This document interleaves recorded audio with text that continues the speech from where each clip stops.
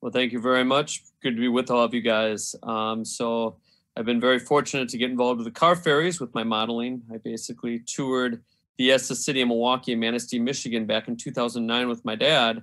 And that's what sparked the interest. And from there, I've gotten to know a lot of the people who work on the Estes City of Milwaukee to keep it afloat. Also Dan Lubke, who used to work for GBW, is retired from there, helped me a lot with this presentation. I'm a very proud member of the Wisconsin-Michigan Railroad Club and River Rail. So we really miss being at Trainfest this year, no doubt about that. So we're going to be talking a little bit about the Lake Michigan car ferry operations, especially centered in Kewaunee. And this is for model railroaders. I'm actually modeling it in one-to-one on my HO model railroad. And so I'll be showing a little bit of how I implemented it and how I am working my operations. So first question a lot of people ask is, why haul railroad cars across Lake Michigan? I mean, it's just like something preposterous. Like you put railroad cars on a boat. But actually, back in the day, 120 years ago, it actually made a lot of sense because it took a long time to get through Chicago. This is before computer car routing. It could take a week or more. And then you throw in any kind of winter weather, and it could take a month. And so the Ann Arbor, the Pierre Marquette, the CNO, GBW, Sioux, and Milwaukee wanted to also increase their haul miles. So for GB&W, this was really gold because they were able to then have an eastern connection through the car ferries. And also the Ann Arbor and the Pierre Marquette and the CNO could have a westward connection through Lake Michigan and bypass Chicago completely. So it was both economics based on time, a lot quicker to haul the cars across the lake, and it was also economics that all of a sudden railroads that had no business doing east-west traffic were able to do it very, very easily. And so this created a new fast and flexible east-west railroad corridor. And then for me, modeling, boats and trains, what's not to love? So a brief history. So the very, very first car ferry was the Ann Arbor number 1 in 1892. And it provided service between Kewaunee and Frankfort. It was a wooden car ferry, believe it or not. I got pictures of it in a minute. In February of 1897, the Pierre Marquette entered into the service, and it had its first steel car ferry and was 260 feet long, and it would later enter service into Kewaunee as well. Now, during this time period, there were other operations on the Great Lakes, but we're centering just on Kewaunee for this presentation. In the 1930s, we saw a real boom. Lots of new boats came online. In fact, one of them, the city of Flint, set a record of 1,010 crossings and did 101,000 miles across the lake back and forth. You got to realize these boats were icebreaker class. They didn't stop for weather. They ran all the time, all year long. A lot of them did a couple trips back and forth every day. And then World War II saw a great increase in boats and crossings as well. So here's a map from the very initial 1892 stage. And you can see the main line come up here, Lower Michigan to Frankfort, and of course crossing to Kewaunee. And of course, the GBW really being a bridge line going across the state of Wisconsin to Winona to interchange. So here's a promised picture of the Annie number 1. Again, a wooden car ferry. This is with her double stacks, definitely taken the mid-1890s. And you can see that she is loading in Kewaunee. And of course, these aprons and everything changed a lot over the years. You also notice as one of the KGB&W 440s, the number 1 switching her out. There's another shot from the mid-1890s. Again, the Annie number 1. Now we're on the car deck. If you look over here to the right, you can see Ann Arbor number 2. You may notice that they had square windows and kind of an exposed deck. In fact, there was no stern gate to keep waves from backwashing the boats. This, of course, led to the sinking of 2 boats on Lake Michigan in the future. But here you can see one of the 440s and a lot of the employee railroad executives standing by for the photo op. Here's a shot from 1905 of the Annie number 5. This is one of the boats that actually did go down in the Great Lakes. And here you can see she's being switched out by, again, one of the 440s, the number 2. Here's a nice aerial shot for publicity and from 1908. And you can see that the yard is starting to develop. Of course, it would get much, much larger. And you have an Ann Arbor boat sitting there as well, either the 3 or the 4 sitting there. And here's a nice shot from the 1950s. So here we're kind of more in the modern, service, if you will, when she was really in her height. You can see the Coast Guard station right here for lifeboats. And then you had the full 7-track yard in place. And we've got 2 boats sitting there. One is a Pere Marquette boat and the other is an Annie boat. And you can see also cars lined up because they would actually put cars into the aprons, into the back of the boat. After they put the train cars in, they'd load automobiles. And a number of the railroads, the PM and the Annie, would haul passengers across the lakes as well. And it was a very inexpensive way to get across the lake. And they kept pretty good schedules as well, unless you were hauling on the Grand Trunk. Grand Trunk ran, but when the railroad wanted, the Annie and the Pere Marquette kept good schedules for the passengers. Here's another really neat shot of a Pere Marquette boat and then the Annie number 7, which will later become the Viking from 1922. And you can see the Coast Guard station there in the back. And another shot here from 1948, again, still with steam. And you can see that they're either loading or pulling cars here out of one of the boats. Now, interesting for operations is they usually didn't have 2 crews working Kewaunee. It was usually 1 crew working, and they just do boats one at a time as they were loading. You may also notice that this boat is listing just a little bit. The boats would actually list up to 12 to 15 degrees when they were loading them because of the weight of the train cars. And that was actually seen as normal. And the aprons, the little bridge that would connect up to the boats, would actually flex. I'd love to try to model that in HO, but it just hasn't been working out too good. Here's a really neat picture for promotion. It was a load of paper going across, and this was one of the first runs of the first run of the new SS Badger. And of course, the Badger is still running these days as an automobile-only boat. Has been retrofitted, but this is when she started, was in 1953. And you can see some of the nice GBW FAs sitting there loading it up. Here's a passenger extra. So a couple of times a year they'd have what they call the Miller Specials. This is not named for the beer. It's actually named for grain millers, as they would haul a lot of grain cars across the lakes. And so they would have these passenger cars usually borrowed from the Wabash. And they would put the passenger cars on the boats, bring them across Lake Michigan to Kewaunee, and then they'd run them clear to Winona and back. And then load them back on the boats and run back east. So here's a shot of one of the FAs, the 503, running one of those Miller Specials. Here's a shot of the 309, of course, before she had her nose chopped, loading the Ann Arbor number 6. Ann Arbor 6, of course, became the Arthur Atchison in later years after her retrofit. And you can see that she's loading up a bunch of reefers. And here's a shot from the deck of one of the boats. And you can see there's a passenger car, one of the GBW passenger cars sitting here. And they're just loading the boats up here, pulling a string out, getting ready to load her. And at this point in 1952, you can see the yard isn't really, really full. I mean, it would definitely vary. And we'll talk more about the operations in a minute. And here you can see the first slip right here, which is empty at the time. Notice the big counterweights here, which would actually counteract the weight of the apron so that all that weight wasn't resting on the boat. And here's a really cool shot from 1963. Publicity shot again. You can see a trio of GBW Alcos here pulling some cars. And again, the yard isn't real full in this day, but there were times where she'd be jam-packed. This is a neat shot of just loading. Here you can see the 310, and I believe the I think it's 311. I got comments, but notice this crane right here. You see the crane? You'd never expect them to put a crane on the boats, but look at this. So this was taken in 1966 by Mike Dunn. And they're loading this P&H crane that came from the Hartsfager plant in Escanaba, Michigan. And these were routed through the boats because they couldn't route them through Chicago because of track clearance issues. But somehow they could get them on a boat across Lake Michigan for easier clearances. And so these cranes would go across the boat, and there'll usually be 3 or 4 flat cars with many sections of them.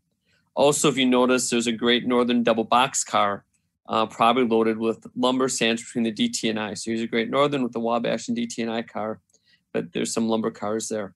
But yeah, it's real interesting. The cranes would go across on the boats as well. Here's a cool shot of 305. Now, if you look at 305 here for GBW fans, you'll notice how the trucks are silver. 305, right after she got painted, actually had gray trucks. It was the only one of the RS-20 chops that had that. Again, you can see this BN grain car really kind of taking a nosedive into the boat. The apron's kind of flexing a little bit, and you can see how the boat is listing probably about 7, 8 degrees there. And that's the Arthur Atchison getting loaded there. And we're taking this picture from that back slip 1, looking at slip 2. Here's another neat shot of the 305 on the same day. We're inside the Atchison as she's getting loaded. And then here's just a couple of shots of some boat trains.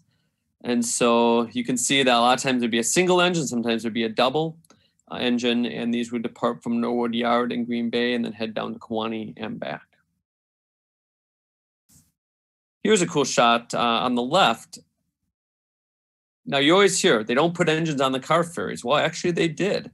All of the ITEL Alcos, the 5 ITEL Alcos for GBW, were actually hauled across the lake westward on the boat. So here's a 320 and one of the other engines actually being pulled across. If you look, it's got no beacons, got no horn.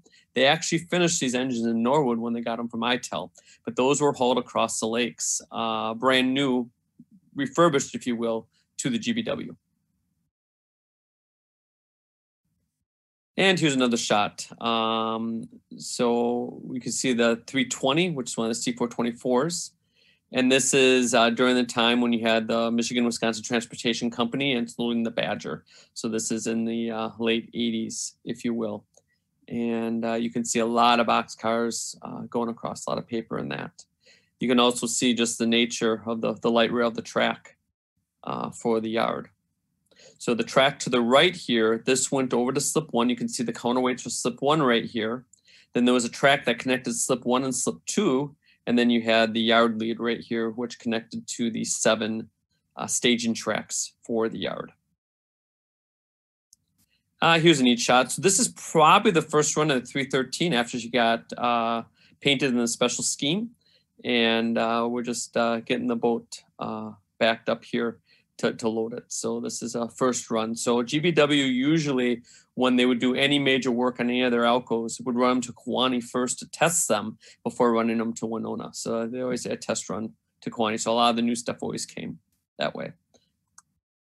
And sadly, here's the last boat train, the last train. So November 16th, 1990 was the last time the Badger came to Kewaunee, the last time railroad cars were hauled across Lake Michigan. And November 16th, 1990 marked 98 years of Kewaunee being active hauling railroad cars. Now, the demise of this really happened for a couple of reasons. One was computers. In the 70s and the 80s and the 90s, you had a lot better car routing. And then economics. It took a crew, a large crew, anywhere from 30 or 40 guys to run these boats. And there was a lot of labor. These boats were old. Sometimes they weren't up to date with the latest technology, if you will. So they were old. They were maintenance headaches sometimes just to keep running, a lot of moving parts, if you will. So it was just cheaper to run across and run down Chicago. The other thing is a lot of railroads got in the act. So like the BN, for instance, took a lot of traffic away from the GBW and they started routing. And interesting enough, the Ann Arbor and the CNO started to really try to shut down the car ferry service. GBW tried to keep it going. It was its lifeblood, but the Eastern railroads really dried it up. And so they basically were able to end the service in 1990. So as I mentioned, why did they stop? Well, it had to do a lot with computers, and it had a lot to do with the Eastern railroads. The CNO and Ann Arbor wanted to disband the service, but the GBW kept trying to promote it. Labor costs and old equipment, as I said.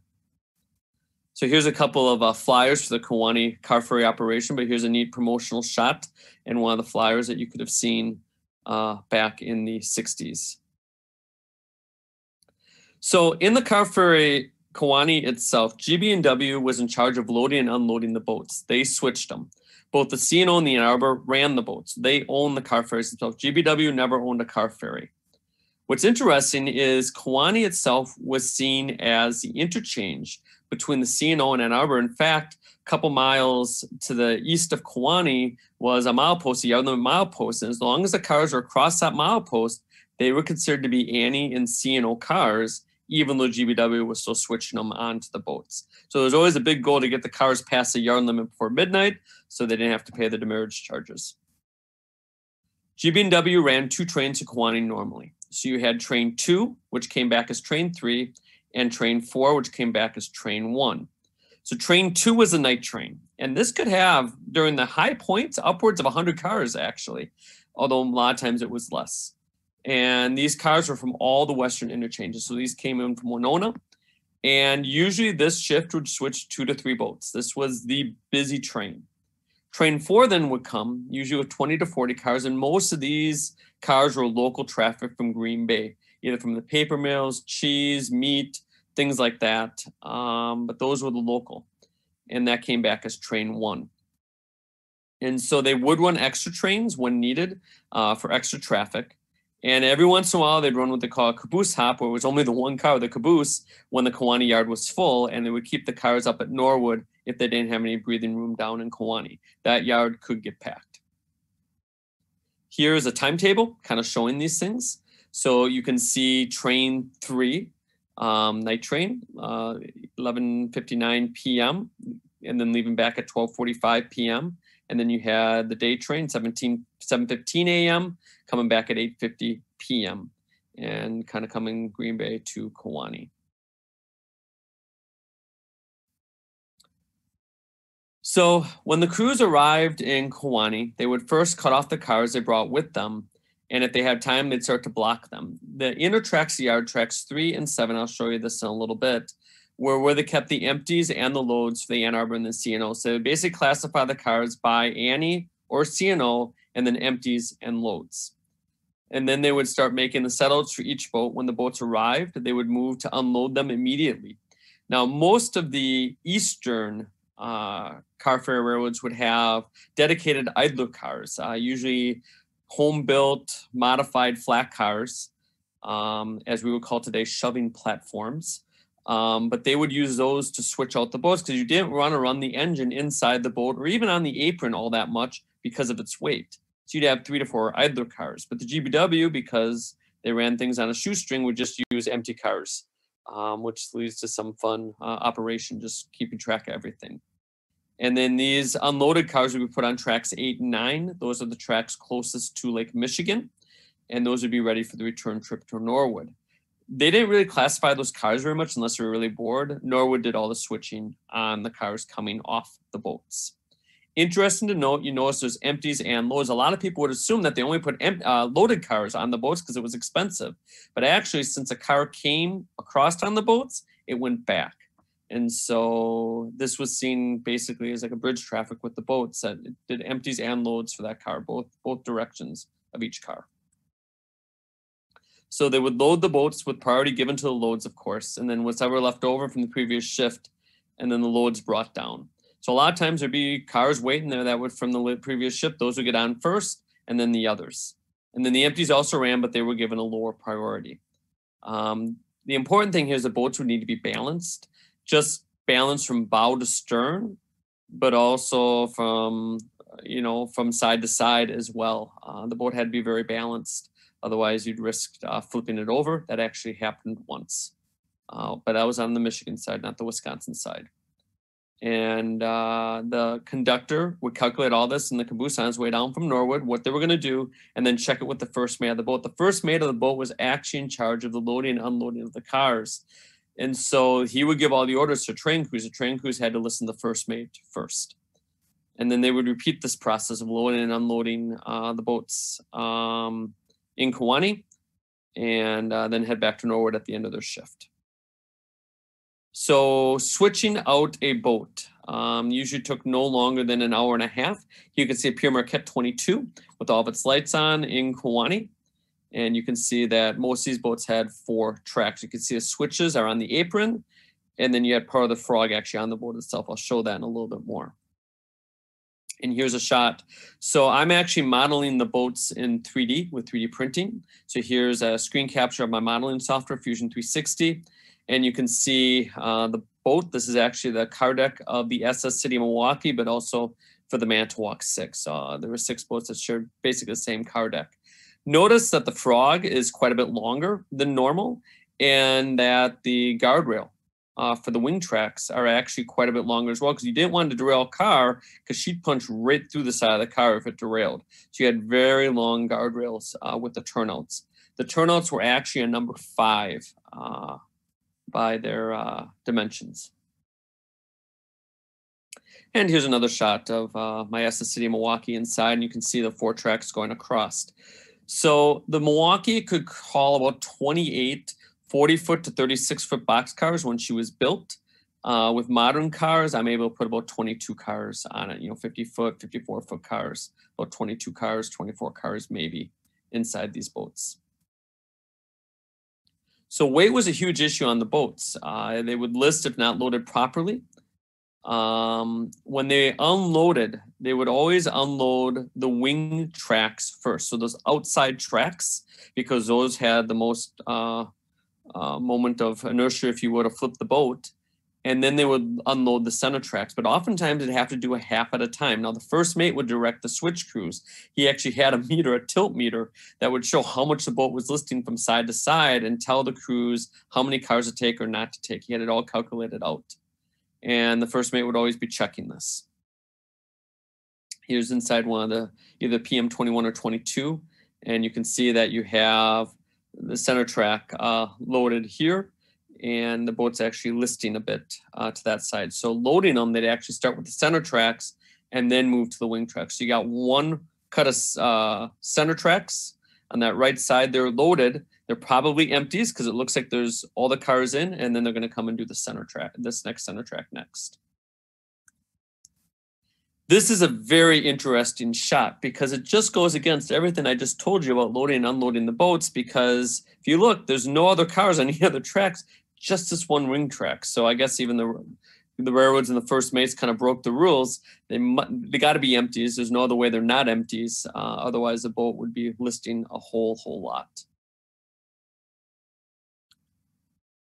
So the center tracks would always be unloaded, usually in one pull, unless extra heavy loads. So there were certain cars that were very, very heavy, especially the bentonite clay cars were very heavy. Cement hoppers, fertilizer hoppers, coil steel cars. A lot of times those had to be unloaded one by one and loaded one by one, and those always went in the center tracks. They also hauled tri-levels and bi-levels and high cubes. These were always put on the center tracks. You really didn't want to put a 60-foot long car on the wing rails because of the curvature. You had a real risk of it hitting the walls, if you will, of the boat. And so all those big cars went in the middle. So a boat like the City of Milwaukee probably could take 3 bi-levels or tri-levels with a 50-foot box car behind it. That would be the length of the track. And here's a boat all loaded up. I really like this picture though. Notice all the Jeeps in the bi-level here. So just kind of showing, and then you can see some trailers right there behind, and then a tank car. So this would be an example of the loading and unloading. This is actually the Viking being loaded when she was just retrofitted. You can see just how clean she actually is. And here's a shot from inside one of the car ferries, and you can see a whole bunch of automotive frames. So the car ferries did a lot of automotive traffic. We'll talk about that in a minute. And you can see some of the Elcos with their nice gray striped screen coming down the track. So what does the paperwork look like? Well, pre-1980s, it was all waybills. You know, the GB&W ran on paperwork. There's no doubt about that. You talk to anybody who worked for it. So each car had a waybill. The conductor would have these, make his own switch lists and cut lists, and then would give those to the first mate, who also would calculate and figure things out. By the post-early 80s, you had computer switch lists in place of waybills, but GB&W still used many handwritten forms, which then later had to be entered into the computer. As I said, GB&W ran on forms. So here's an example of the forms that they used. And so you can see on the left is a yard list of cars to be switched, and then on the right is actually the train manifest. And the big goal for these crews were to get those cars across that yard limit by midnight to make sure they were considered as interchanged. So some interesting car movements. So they would haul a lot of 65-foot gondolas, of course, in the center tracks with steel, sheet steel, I-beams, a lot of New York Central and Pennsy cars with a lot of Eastern railroads. Also, a ton of coil car loads, DT&I, Ann Arbor, C&O coil loads, which is ironic on the C&O boats. So you had DT&I and Ann Arbor cars on C&O boats. And then one of the more interesting contracts that GBW had was a Ford Fast for the Minneapolis plant coming from Michigan over to Minneapolis. And they would haul a lot of auto parts, a lot of times in New York Central and Pennsy, D&H, DT&I, NNW, C&O. Came on the Ann Arbor with 86-foot high cubes in pool service. So it's huge cars. And then, of course, tri-levels and bi-levels, TTX, BTTX, with open and semi-enclosed by the late 70s. And then, of course, this really dwindled in the 1970s. The Ford Fast trains actually ended, I believe, in 1968. There's a lot of cheese out of Green Bay, meat from packing plants, Manawa butter, and milk powder from A.R. Strum Company. 60s and 70s, you do 5 to 7 cars of this a day. You had canned goods coming off in 40-foot and 50-foot RBL cars, and also 57-foot mechs and plug insulated box cars. A lot of PFEs, FPFEs, and BNFEs. GB&W did not have their own cars for that per se that they hauled on the car service. But a lot of things in Green Bay, Piper Valley itself. A lot of clay cars, bentonite clay going to Byron and the Wisconsin Rapids paper mill. Hope the Rapids mill keeps running.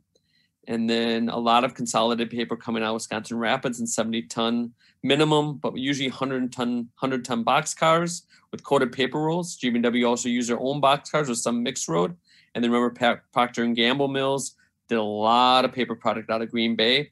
And in fact, them switching to routing through Chicago was a real death knell to the car ferry service, Procter & Gamble, because you talk 20 cars a lot of days going across the lake. A lot of covered hoppers with soda ash 2 bays, and then fertilizer and cement hoppers. A lot of Annie DT&I cars out of Dundee, 2-bay cars. You also had malt and soybeans, grain oats that went to Manitowoc, and then would be interchanged with the C&W at Norwood. You also had GB Soap, Green Bay Soap Company, and HO. We got those wonderful tank cars that Athearn did, and these would be filled with tallow. And covered hoppers with tankage, basically bone meal. Never want one of those to leak, I would think. And then you also had a lot of cow hides moving across in really, really old GB&W boxcars that you probably never wanted to see again. I can't imagine what that was like for the crews if one of those things was a little rank, because remember, they slept underneath the car deck. And so that couldn't have been nice. And then eastbound, you had lumber from the BN, Milwaukee, CB&Q. A lot of bulkhead flats, 40-foot box cars, of course, earlier on. And then towards the end, a lot of 70-foot center beams. Of course, those would go in the center tracks of the boats. And again, you can only put about 3 of those on the center track with a 50-foot on the back, maybe. And so those would really dominate the load of the car ferry when those were around. So let's talk a little bit about modeling. So this picture here is one of my 3D renders of the city of Milwaukee that I'm currently modeling for my layout. So my layout basically is a little fictitious, but hopefully a little prototypical as well. But you got to realize I'm 37. I never really saw the car ferries in operation. I don't really like roof walks on my box cars. I'm one of the young guys. And so my thought is, what would happen if the car ferries never stopped running? And now the GB&W runs boat trains as a bridge line to the Wisconsin Central, heck, maybe Stevens Point, where I grew up, and was in shades with the Wisconsin Southern as well. So Wisconsin Southern, of course, had the Janesville plant. You kind of got some auto traffic there. And then Wisconsin Central, heavy paper mill, all the fertilizer, everything. And so my thought is I can mimic the types of traffic, but using modern cars, modern railroads, Wisconsin Central, Wisconsin Southern, and of course, still GBW. So basically, I get to run the modern cars that I've seen my whole life. Great GB&W Outgoes, Wisconsin Central SD45s, what's not to love there. Scale trains, if you're listening, please. And Wisconsin Southern SD40-2s like crazy. So my reasons for this is I belong to River Rail, which is a prototype operations group in Western Wisconsin. And this is something no one else is really modeling in a big way. So it's a very unique operation with a whole lot of history. It's a real niche in the local groups. It's a way to preserve one of the more unique railroad histories in the Midwest, one of the most unique railroad operations, to be honest, at least in my opinion. And it's a combination of my favorite railroads and era and a believable concept: Wisconsin Central, Wisconsin Southern, GBW, and of course the boats, which are awesome. It's going to be heavy prototype switching operation with lots of beyond the layout capability. My goodness, you can switch a boat in and out, and you're shifting 22 to 24 cars every time you lift a boat on and off the layout. And it just gives all kinds of awesome operation opportunity. And then for me, it's been an awesome project to explore 3D printing and provide models to others to increase interest in car ferries and keep this history alive. A lot of people don't model the car ferries because you can't get decent models of the boats. We're hoping to change that here very soon. So on my layout, I'm doing this. So my boat related traffic comes from 2 paper mills. One of my mills is kind of doing the clay cars, mimicking the Wisconsin Rapids mill. The other one is more the corrugated box paper. But again, all these are doing a whole lot of traffic to the boat. So basically I'm doing a Procter & Gamble-like mill, and then I'm doing a Wisconsin Rapids-like mill. And then I've got an auto plant, a very large auto plant on my layout, which is taking a whole lot of auto parts from Michigan through the Wisconsin Southern. So remember the Ford Fast train that would go all the way to Winona? I'm actually mimicking that operation with the Wisconsin Southern. And we'll talk about that in a little bit. And I'll be able to run a lot of coil steel loads, a lot of auto parts, a lot of auto racks, of course, modern auto racks in the car ferries, a lot of fertilizer cars, silica sand, and food products via online and offline customers. And then, of course, we got to have a little cheese as well. I mean, we're in Wisconsin, for crying out loud. So my operation scheme is going to be very much like the actual GB&W. It has been. So I've got 2 GBW boat trains that run each session, a day and a night train, basically. And they run from my Wisconsin Central yard on one end of my layout to Kewaunee, do all the switching, and come back.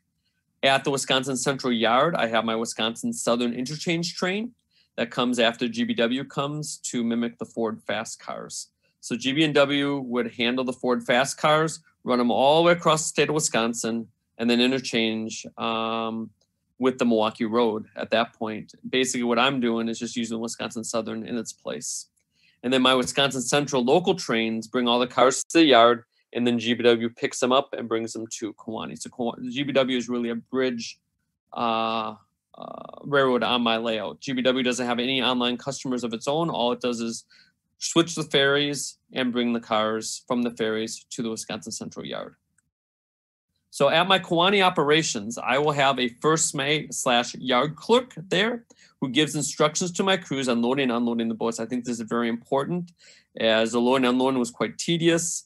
A lot of times single moves, 2 cars at a time, pulling, what's track, all that kind of stuff. I really want to have that accurate. So I'll have someone there who understands these things that can make sure the boats are loaded properly and realistically, lest they flip one of my HO model boats somehow.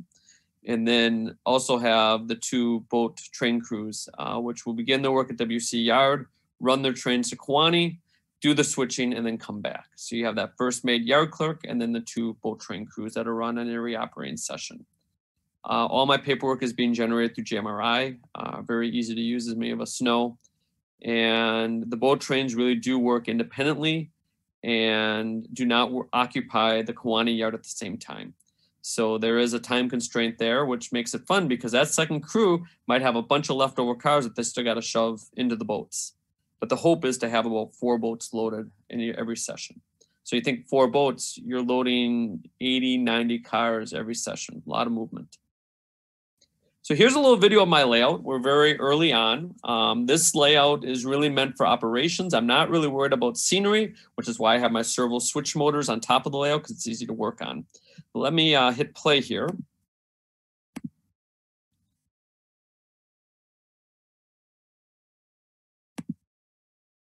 Hopefully it's playing.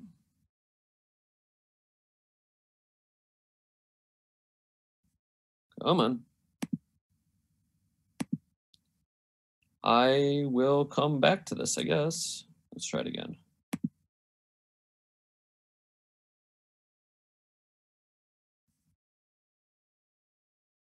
I guess she doesn't want to play. We will play that in the end if there's not many questions. But basically, I was going to show loading and pulling some cars off a boat and put them on the on the tracks. I will play that later.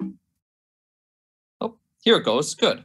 So here I'm coming down the yard lead of Kewaunee. You can see the 7 tracks to my left. So you got tracks 9 and 8 where you put all the cars that you were pulling. Notice I have a boat train kind of sitting there ready to go out. Then you had the middle of the yard, which we're going into now. There's 4 tracks here where the Annie and the C&O cars were kept, both loaded and unloaded, and they were sorted that way. And so I'm basically coming in here to bring a cut of cars, and we're going to push it on one of my car ferries. So here you see that I'm coming actually on to track 6.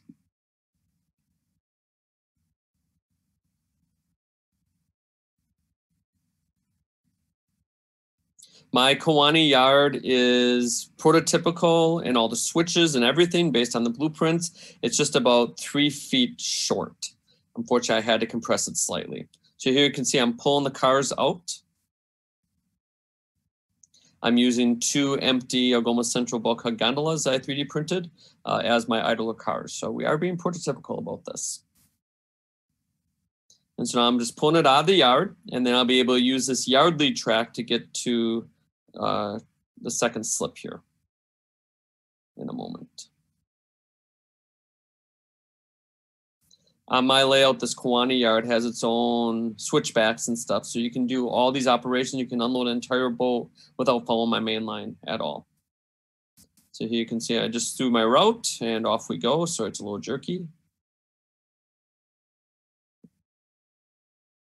And now we're coming up to the apron.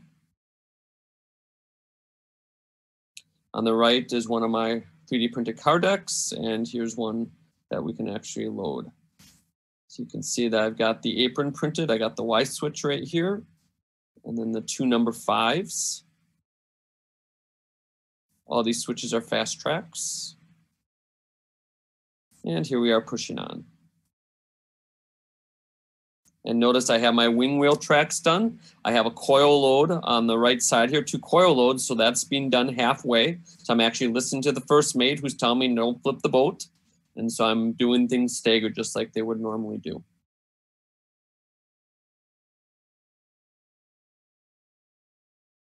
And notice those coil loads aren't all the way forward. Sometimes they didn't push them all the way forward depending on the weight and what they were loading. So we pushed those on, and now I'm going to back off. See the radiators of my C424 there.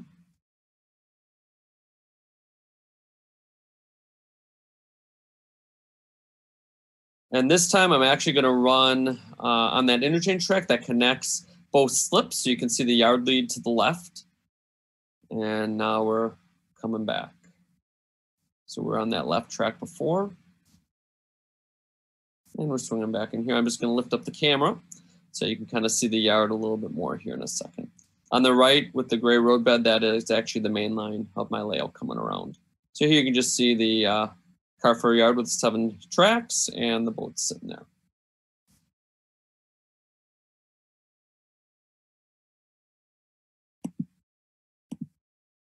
Alrighty, current 3D progress on the boat. So here is a 3D printed windjammer that I'm modeling. I just put my finger there so you can see actually how small some of these parts are actually in HO scale. So I'm very fortunate that I've gotten to know the SS City Milwaukee Group in Manistee, Michigan, which is the only car ferry open to the public that is as she was when she hauled railroad cars. The badge has been heavily modified. SS City Milwaukee is as she was the day she stopped running in 1982. And it's actually a museum boat and National Historical Landmark that you can visit. I have done extensive study and research and measuring on the boat to make a very accurate model. So here you can see the bow of the city of Milwaukee in my 3D rendering software. And here's a cutaway. So you can see I got all the tracks in with a lot of the detail in that and all the cabins coming up. And here's a view of the stern gate. Of course, this stern gate Seagate would be lifted. And here's the towers where you lift that by. I hope to have this automated on all my boats. You can also see the companionway leading up to the spar deck here. And here's just an inside shot. These beams are actually placeholders. I gotta finish this detail yet, but you can see I got all my tracks and a lot of the wall detail in. And here's some deck detail, the windjammers and the stacks and everything. And of course, all this has been measured on the actual boat, which has been awesome. And just a shot of the spar deck and Texas deck and that. And the pilot house, of course, with very classic Great Lakes naval architecture. But just to kind of finish my presentation portion here, there's a boat that very much needs your help, and that's the SS City Milwaukee, as I mentioned many times. I'm very fortunate to be part of the group, been adopted by them. And we had a very rough year this year with coronavirus. Our numbers are way down. Our finances are way down, of course. And it's hard to run these big museum boats. A lot of maintenance, a lot of painting, staff costs. So I just really want to encourage all of us to really maybe think about supporting the boat. They definitely take donations.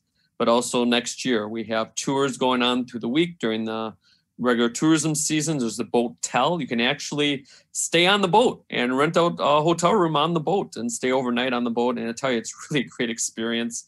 It's awesome, especially if you're in a windy night and hearing the boat creak, and it's just awesome. Everything on the boat's original, all the woodwork, everything. It's just really an amazing place to visit. Here's a couple of shots I've taken on the boat. Here you can see the car deck. We got one of the idler cars. Of course, this is in Michigan, so it's got a custom built idler car. Here's the pilot house wheel. I mean, just beautiful view of Lake Manistee.